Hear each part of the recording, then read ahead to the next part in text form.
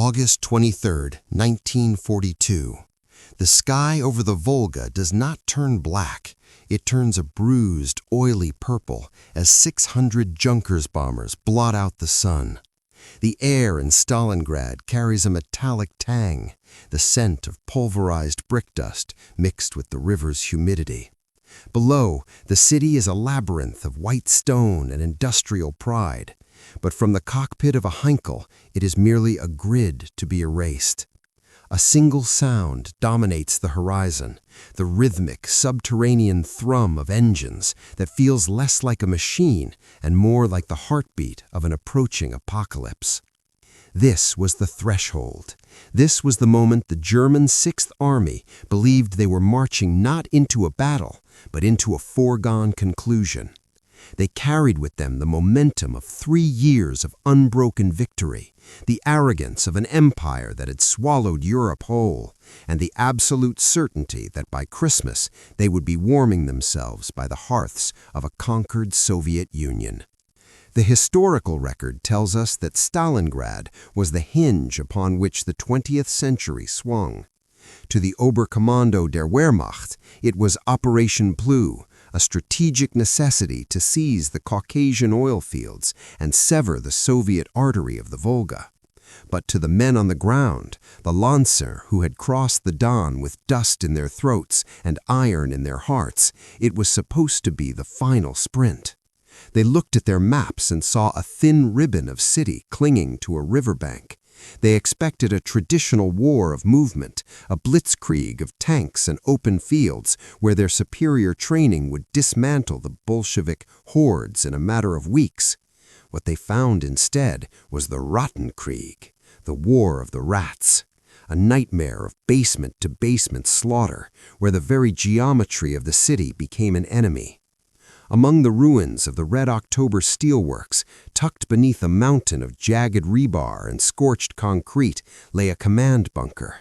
It was a reinforced shell of Soviet engineering, swallowed by the collapse of a 5-story apartment block during the initial firebombing.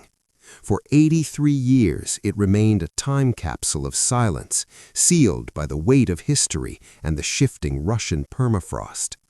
When the heavy steel door was finally breached by modern recovery teams, the air that rushed out was not the air of the 21st century. It was the stale, oxygen-starved breath of 1943. Inside, the beam of a flashlight reveals a tableau of frozen desperation. There are no heroes here, only the discarded remnants of a broken ideology. Rusted Kar 98K rifles lean against the walls, their wood rotted to a pulp. On a collapsed folding table sits a single recurring ghost of the American presence in this war, a dented, rusted tin of Lend-Lease tinned meat, its English lettering still faintly visible under a layer of oxidation. This tin represents the silent industrial shadow that loomed over every German soldier. To the German Lancer, the war was won or lost by the strength of his will and the sharpness of his bayonet. They were fed on meager rations of hard bread and watery soup, a logistical system still largely dependent on horse-drawn wagons. But as the winter of 1942 deepened, they began to find these tins in captured Soviet trenches. To a starving soldier of the Sixth Army of Stalingrad, a single can of American Spam or beef was more than food. It was a terrifying omen. It was the physical manifestation of a democracy that could manufacture protein with the same effortless scale that it manufactured liberty. While the German soldier froze in a summer tunic, the Soviet soldier across the rubble was fueled by the caloric abundance of a nation 5,000 miles away. The sound of a tin being pried open, a sharp metallic clink hiss, became the soundtrack of German realization. It was the sound of an adversary who did not just outfight them, but outproduce them, outfed them, and ultimately outlived them. The bunker reveals the physical decay of the German dream. In the corner, a pile of letters remains unmailed, the ink blurred by decades of moisture.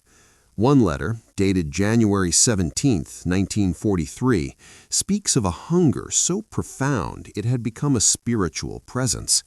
The soldier writes not of the Führer or of National Socialism, but of the smell of his mother's kitchen.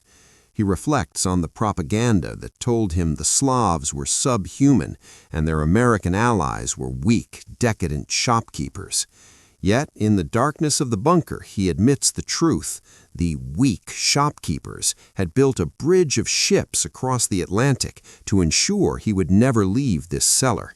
The ideology of racial superiority had been crushed under the sheer weight of democratic logistics.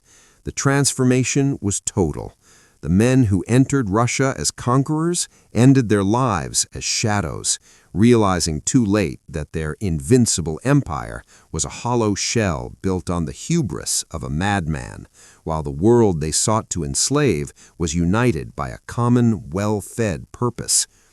As the recovery team moves deeper into the bunker, they find a small hand-carved wooden crucifix and a stack of Soviet propaganda leaflets promising bread and safety to those who surrendered. The contrast is devastating.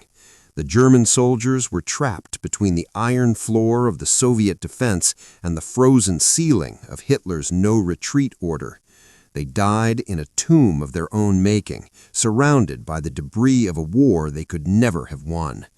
The recurring symbol of that American tin, the humble, mass-produced calorie, stands as a silent witness. It represents the arsenal of democracy, the idea that freedom is not just a philosophy, but a tangible force that manifests in abundance. It was the fuel that allowed the Red Army to trade blood for time until the tide turned and the German war machine ran out of oil, out of food, and out of hope. The opening of this bunker after 83 years is not merely an archaeological event, it is a reckoning. It serves as a grim reminder that no amount of military brilliance can compensate for a lack of moral and material foundation. The skeletons found within, some in German field gray, some in Soviet olive, remind us that in the end, the earth makes no distinction between the victor and the vanquished. But history does. History remembers the clink hiss of the tin and the rustling of the unmailed letter. Stalingrad was the place where the myth of the Superman died in the mud, replaced by the reality of a world that chose to provide for many rather than exalt the few. We look into that dark, opened bunker and see more than just the past. We see the collapse of a dark ideology under the crushing weight of a free world's collective will. The silence of the Volga today is a testament to the fact that while walls may crumble and bunkers may be buried, the truth of what happened in those frozen streets remains as sharp as a winter wind. Freedom is not merely won on the battlefield, it is sustained by the abundance of spirit and the refusal to let the light of humanity be extinguished in the dark cellars of history.